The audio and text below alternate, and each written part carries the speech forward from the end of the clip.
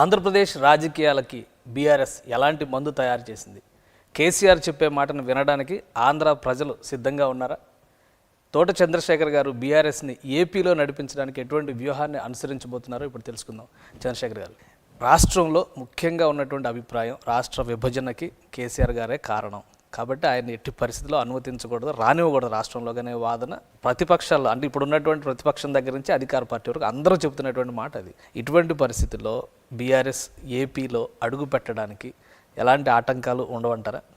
ఒక విషయం దీంట్లో మనం ఒక క్లారిటీ తీసుకోవడం చాలా అవసరం. తెలంగాణ రాష్ట్రం సెపరేట్ రాష్ట్రం కావాలన్న నినాదం అది ఒక కేసీఆర్ గారి నుంచి ఆవిర్భవించింది మాత్రం కాదు. 1956 నుంచే తెలంగాణకి ఒక స్పెషల్ స్టేటస్ కావాలి, తెలంగాణ ఒక సెపరేట్ రాష్ట్రంగా ఉండాలని తెలంగాణ ప్రజల వాంఛ, బలమైన వాంఛ. గత 65 సంవత్సరాలుగా ఆ తెలంగాణ రాష్ట్రం కావాలి, తెలంగాణ ప్రాంతానికి సెపరేట్ ఐడెంటిటీ కావాలి, తెలంగాణ కల్చర్ ప్రిజర్వ్ అవ్వాలని ఎన్నో ఉద్యమాలు జరిగాయి. అది మరి చెన్నారెడ్డి గారి కాలంలో కూడా అనేక ఉద్యమాలు జరిగాయి, స్టూడెంట్స్ ఉద్యమాలు జరిగాయి. కేసీఆర్ గారి కన్నా ముందు కూడా చాలామంది నాయకులు ఈ తెలంగాణ రాష్ట్రం గురించి, ప్రొఫెసర్ జయశంకర్ గారు కానివ్వండి, చాలామంది నాయకులు దాని గురించి పోరాటం చేయటం జరిగింది. కాకపోతే టీఆర్ఎస్ పార్టీ పెట్టిన తర్వాత 2001లో దానికి బలమైన పునాది పట్టడం జరిగింది. అప్పటి నుంచి ఆయన లీడర్షిప్ ఆయన తీసుకున్నారు. అంతకుముందు లీడర్షిప్ డిఫరెంట్ పీపుల్ దాన్ని లీడ్ చేసినప్పటికీ 2001 నుంచి కేసీఆర్ గారు ఆ ఉద్యమానికి నాయకత్వం వహించారు. నేను అదే చెప్తున్నాను, ఒక లీడర్షిప్ అన్నది చాలా చాలా ఇంపార్టెంట్ ఏ కార్యసాధనకైనా సరే. అంతకుముందు నుంచి కూడా ఎంతోమంది ప్రయత్నించారు. కాంగ్రెస్ హయాంలో ప్రయత్నించారు, ఇందిరాగాంధీ గారి హయాంలో ప్రయత్నించారు, చెన్నారెడ్డి గారి హయాంలో ప్రయత్నించారు, కానీ వాళ్ళకి సాధ్యపడలేదు.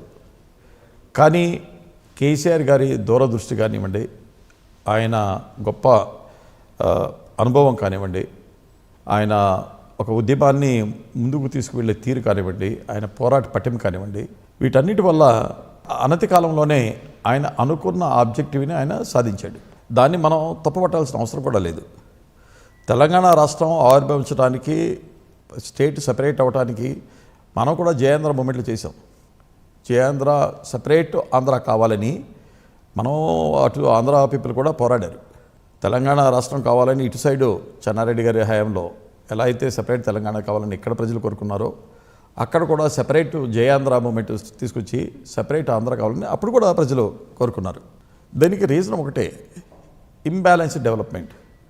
రాష్ట్రం సమతుల్య అభివృద్ధి లేకపోవటం, ఒక ఈక్విటబుల్ డెవలప్మెంట్ జరగకపోవటం వల్ల అక్కడ ప్రజలు డిమాండ్ చేసినా, ఇక్కడ ప్రజలు డిమాండ్ చేసినా మెయిన్ రీజన్ వాళ్ళకి సామాజిక న్యాయం జరగట్లేదు, అభివృద్ధి ఫలాలు అందరికీ ఈక్వల్గా చేరటం లేదు.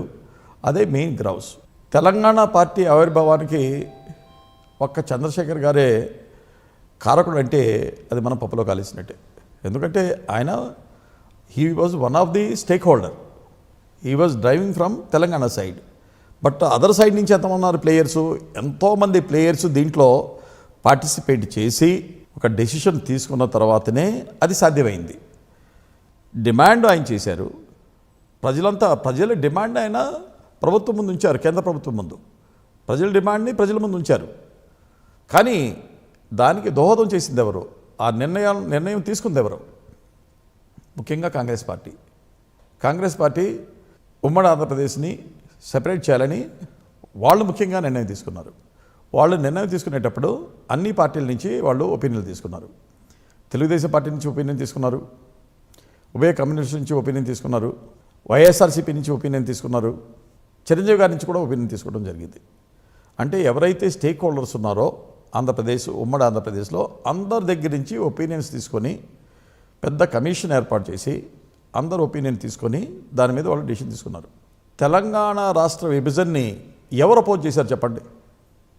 తెలంగాణ రాష్ట్రం ఉమ్మడి ఆంధ్రప్రదేశ్ని విభజించి మాకు 2 రాష్ట్రాలు చేయడంలో మాకు ఎటువంటి అభ్యంతరం లేదు అని చెప్పిన వాళ్ళల్లో ముఖ్యంగా కాంగ్రెస్ పార్టీలోని అందరు నాయకులు యాజ్ ఎ పార్టీగా కాంగ్రెస్ వర్కింగ్ కమిటీ డెసిషన్ తీసుకుంది. క్యాబినెట్ డిసిషన్ తీసుకుంది, ఆ. హౌస్లో లోక్సభలోనే ఉంటే కాంగ్రెస్ పార్టీ డిసిషన్ తీసుకుంది.